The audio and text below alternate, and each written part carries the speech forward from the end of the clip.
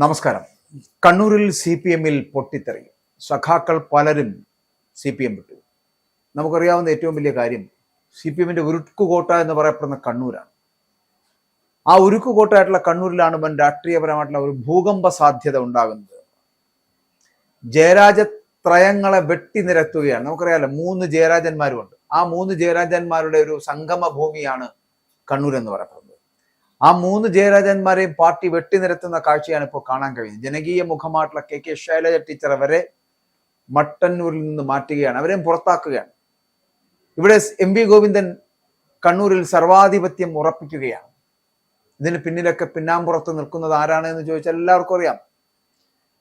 MV Govindan എന്ന് പറയപ്പെടുന്ന party സെക്രട്ടറിക്ക് മാത്രം ചെയ്യാൻ കഴിയുന്നതല്ല ഈ കാര്യങ്ങൾ എന്നുള്ളതാണ്.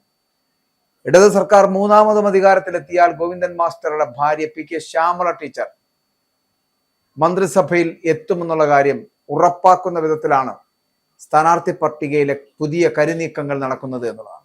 കണ്ണൂർ രാഷ്ട്രീയത്തിലെ അധികായന്മാരായിട്ടുള്ള EP Jayarajan, P Jayarajan, MV Jayarajan എന്നിവർക്ക് ഇത്തവണ സീറ്റില്ല എന്നുള്ളതാണ് നമുക്ക് ലഭിക്കുന്ന സൂചനകൾ എന്ന് പറയുന്നത്. പാർട്ടിക്കുള്ളിലെ വിഭാഗീയതയ്ക്കും പടലപ്പിണക്കങ്ങൾക്കും അന്ത്യം കുറിക്കാനെന്ന വ്യാജേന ജയരാജ യുഗത്തിന് തിരശീല വീഴ്ത്താനാണ് ഔദ്യോഗിക പക്ഷത്തിന്റെ നീക്കമെന്ന് പറയുന്നത്. മാധ്യമ ലോകത്ത് നിന്ന് രാഷ്ട്രീയത്തിലേക്ക് ചുവടുവെച്ച MV നികേഷ് കുമാറിനും ഇത്തവണ പച്ചക്കൊടി കാട്ടിയിട്ടില്ല. നികേഷ് കുമാറും പുറത്തേക്കാണ്. അപ്പോൾ കണ്ണൂരിൽ ഗോവിന്ദൻ മാസ്റ്റർ നടത്തുന്ന ഈ ക്ലീൻ സ്വീപ്പ് പരിപാടി അണികൾക്കിടയിൽ വലിയ അമർഷത്തിനിടയാക്കിയിട്ടുണ്ട് എന്നുള്ള കാര്യത്തിൽ തർക്കമില്ല. പക്ഷേ ചിലരുടെയൊക്കെ ഗൂഢ ഉദ്ദേശം പൂർത്തിയാക്കുന്നതിന് വേണ്ടിയിട്ട് MV ഗോവിന്ദൻ മാസ്റ്റർക്ക് ഇതൊക്കെ ചെയ്തേ പറ്റൂ. റെക്കോർഡ് ഭൂരിപക്ഷത്തിൽ വിജയിച്ച KK ശൈലജ, ആ KK ശൈലജയെ മട്ടന്നൂരിൽ നിന്ന് മാറ്റുന്നത് പാർട്ടിയിലെ ഒരു വിഭാഗത്തെ ഞെട്ടിച്ചിരിക്കുന്നു എന്നുള്ളതാണ്. DYFIയുടെ സംസ്ഥാന സെക്രട്ടറി VK സനോജിനെ മട്ടന്നൂരിൽ ഇറക്കി യുവരക്തം എന്ന ലേബലിൽ ശൈലജ ടീച്ചറെ ഒതുക്കുകയാണ്, അല്ലെങ്കിൽ പാർട്ടിക്ക് പുറത്തേക്ക് വഴി തെളിയിച്ചു കൊടുക്കുകയാണ് എന്നുള്ള ആക്ഷേപം ശക്തമാണ്. മുഖ്യമന്ത്രി സ്ഥാനത്തേക്ക് പോലും ശൈലജ ടീച്ചറുടെ പേര് ചർച്ച ചെയ്യപ്പെട്ടതാണ് ഇത്തരമൊരു വെട്ടിനിർത്തലിന് പിന്നിലെ എന്ന് രാഷ്ട്രീയ നിരീക്ഷകരടക്കം കരുതുന്നുണ്ട്. കാരണം 3ാമതൊരിക്കൽ കൂടി അധികാരത്തിലെത്തുമ്പോൾ എങ്ങനെയാണ് പാർട്ടിയുടെ പല തീരുമാനങ്ങൾക്കും അപ്പുറം പ്രായാധിക്യം പോലും അതിനെപ്പോലും മാനിച്ച് പലപ്പോഴും ഇളവ് നൽകിയ പിണറായി വിജയനെ വീണ്ടും മുഖ്യമന്ത്രി കസേരയിൽ ഇരുത്തണമോ വേണ്ടയോ എന്നതിനെ കുറിച്ച് വലിയ ചർച്ച വന്നപ്പോൾ ശൈലജ ടീച്ചറുടെ പേര് അവിടെ ഉയർന്നു കേട്ടു. മുഖ്യമന്ത്രി ആകട്ടെ, ആദ്യത്തെ വനിതാ മുഖ്യമന്ത്രി ആകട്ടെ KK ശൈലജ ടീച്ചർ എന്ന്. പക്ഷേ അത്തരത്തിലുള്ള പേരുകൾ വരുന്നത് പോലും വെട്ടിനിർത്തലിന് കാരണമാകുന്ന ഒരു സ്ഥിതിവിശേഷത്തിലേക്ക് പാർട്ടി എത്തിയിരിക്കുന്നു. എല്ലാ ജില്ലയിലും ടേം നോക്കാതെ സിറ്റിംഗ് MLA-മാരെ മത്സരിപ്പിക്കുവാൻ അനുവദിക്കുന്നുണ്ട്. പക്ഷെ ഈ സാഹചര്യത്തിലാണ് ശൈലജ ടീച്ചറെ മാത്രം ഇങ്ങനെ വെട്ടി ഒതുക്കുന്നത് എന്നുള്ളതാണ്. MV ഗോവിന്ദൻ താൻ മത്സരിക്കാനില്ല എന്ന് പ്രഖ്യാപിച്ചതിന് പിന്നിൽ കൃത്യമായിട്ടുള്ള അജണ്ടയുണ്ട് എന്നുള്ള കാര്യം വളരെ വ്യക്തമാണ്. താൻ സംഘടന നയിക്കുമ്പോൾ ഭാര്യ PK ശ്യാമളയെ നിയമസഭയിൽ എത്തിച്ച് മന്ത്രിയാക്കുവാനുള്ള നീക്കം, തളിപ്പറമ്പ് സീറ്റിൽ ശ്യാമള ടീച്ചറെ മത്സരിപ്പിക്കുവാനുള്ള ധാരണയിലേക്ക് എത്തുന്നു. കണ്ണൂരിലെ പ്രബല നേതാക്കളെ ഒന്നൊന്നായി വെട്ടിമാറ്റിയാൽ ഭാര്യയുടെ മന്ത്രിപദത്തിന് തടസ്സമുണ്ടാകില്ല എന്ന് ഗോവിന്ദൻ മാസ്റ്റർ വളരെ കൃത്യമായിട്ടുള്ള കണക്കുകൂട്ടലുകൾ ഉണ്ടാക്കിയെടുത്തിരിക്കുന്നു. കണ്ണൂർ ജില്ലാ കമ്മിറ്റി തയ്യാറാക്കിയ ഈ ഏകപക്ഷീയമായിട്ടുള്ള പട്ടികയിൽ സംസ്ഥാന സെക്രട്ടേറിയറ്റ് ഇടപെട്ട് തിരുത്തലുകൾ വരുത്തുമോ എന്നതാണ് ഇനി നമുക്കറിയേണ്ടത്. ശൈലജ ടീച്ചറെ പോലൊരു നേതാവിനെ മാറ്റി നിർത്തുന്ന പാർട്ടിക്ക് ദോഷം ചെയ്യുമെന്ന് ഒരു വിഭാഗം വാദിക്കുന്നുണ്ട് എങ്കിലും ഗോവിന്ദൻ മാസ്റ്ററുടെ കരുത്തിന് മുന്നിൽ ആരും ശബ്ദമുയർത്തില്ല. കണ്ണൂരിലെ ഈ അഴിച്ചുപണി വരാനിരിക്കുന്ന നിയമസഭാ തെരഞ്ഞെടുപ്പിൽ CPM-ന് ഗുണമാകുമോ അതോ തിരിച്ചടിയാകുമോ എന്ന് കാത്തിരുന്ന് കാണേണ്ടതുമാണ്. CPM-ന്റെ ഉരുക്കുകോട്ടയായിട്ടുള്ള പയ്യന്നൂരിൽ ഇത്തവണയും സ്ഥാനാർത്ഥിയിൽ മാറ്റമുണ്ടാകില്ല. രക്തസാക്ഷി ഫണ്ട് വിവാദവും പാർട്ടിയിലെ ആഭ്യന്തര കലഹങ്ങളും പുകയുമ്പോഴും നിലവിലെ MLA ആയിട്ടുള്ള TI മധുസൂദനൻ തന്നെ പയ്യന്നൂരിൽ സ്ഥാനാർത്ഥിയാകുന്നു എന്നുള്ളത്. ഇതാണ് ഈ പറഞ്ഞ ആരോപണങ്ങളൊന്നും അവിടെ യേശുന്നില്ല എന്നുള്ളത്. മധുസൂദനൻ തന്നെ പയ്യന്നൂർ പിടിക്കാൻ വീണ്ടും ഇറങ്ങുമ്പോൾ കണ്ണൂരിലെ പ്രമുഖ നേതാക്കളെയും ജനകീയ മുഖങ്ങളെയും വെട്ടിനിരത്തിയ MV ഗോവിന്ദൻ മാസ്റ്ററുടെ വിശ്വസ്ത പട്ടികയിൽ മധുസൂദനൻ ഇടം പിടിച്ചിരിക്കുന്നു എന്ന് പറയേണ്ടിയിരിക്കുന്നു. ഇതോടുകൂടിയാണ് പയ്യന്നൂർ CPM-ൽ വൻ പൊട്ടിത്തെറി ഉണ്ടാകാനുള്ള സാധ്യത ഉണ്ടാകുന്നത്. പാർട്ടിയിൽ പടലപ്പിണക്കം ശക്തമാകുന്നു. പാർട്ടി പലതായി പൊട്ടിത്തെറിക്കാൻ പോകുന്നു. അങ്ങനെ വലിയൊരു പൊട്ടിത്തെറിയിലേക്ക് CPM-ന്റെ കണ്ണൂരിലെ പാർട്ടി എത്തുന്നു എന്നുള്ളതാണ്. ഫണ്ട് തിരിമറി ആരോപണങ്ങളിൽ പാർട്ടി അച്ചടക്ക നടപടി നേരിട്ട മധുസൂദനന് വീണ്ടും സീറ്റ് നൽകുന്നത് അണികൾക്കിടയിൽ കടുത്ത അതൃപ്തി ഉണ്ടാക്കിയിട്ടുണ്ട് എന്നുള്ള കാര്യത്തിൽ സംശയമില്ല.